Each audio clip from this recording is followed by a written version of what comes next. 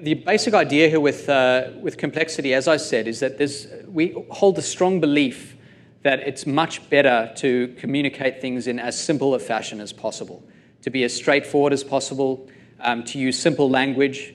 And usually that's true. There's a strong movement in all sorts of different fields to communicate clearly.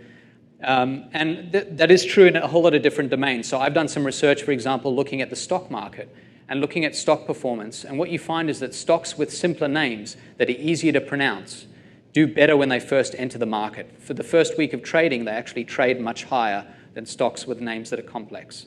It's strange that should have an effect at all, but complexity really matters there, and it's great that the name is simple. The same is true even of currency. You know, when the government changes the currency, when they take something that's really familiar to people, and they tweak the currency, which they've been doing a lot recently, people think that it's actually worth less. It seems more valuable because of that familiarity that we have, that sense that we understand what the currency means and we've seen it before. So fluency and familiarity and seeing something that we've seen many times before is a good thing, but that's not always the case. So the idea is that when you experience something difficult or new, that's like a mental alarm that says to your mind and your brain, you need to pay more attention here. There's conflict here. This is tricky. It's difficult.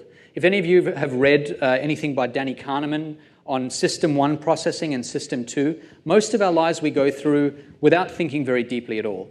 Because we can't. You'd be exhausted if you always thought very deeply about everything.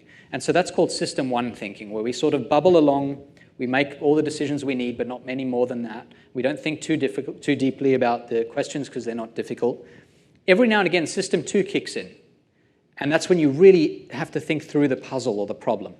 And that's what this is all about, how you can get people to think System 2 about your product, how you can get them to engage and think more deeply. So this is a question. It's from a test called the Cognitive Reflection Test. I want you to see how you do on this task. So a bat and a ball cost $1.10 in total. The bat costs $1 more than the ball. How much does the ball cost? It's one of those like fairly simple arithmetic puzzles that we give kids.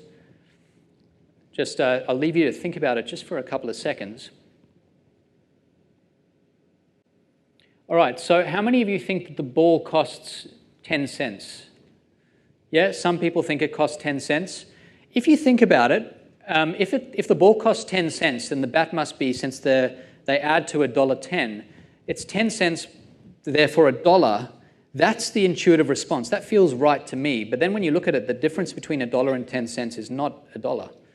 It's 90 cents.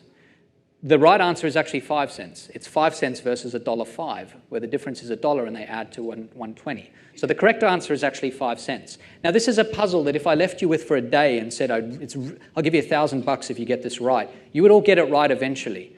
But the first instinct is not the right one. Our System 1 instinct, our initial instinct, is wrong. You need to overcome that by reconsidering that instinct. And it turns out that when you present the question disfluently in a font that's hard to read, that's harder to see, people are much better at this task.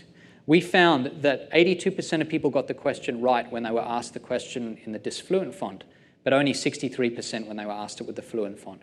By making the experience slightly more complicated, people were more engaged and they did better at the task.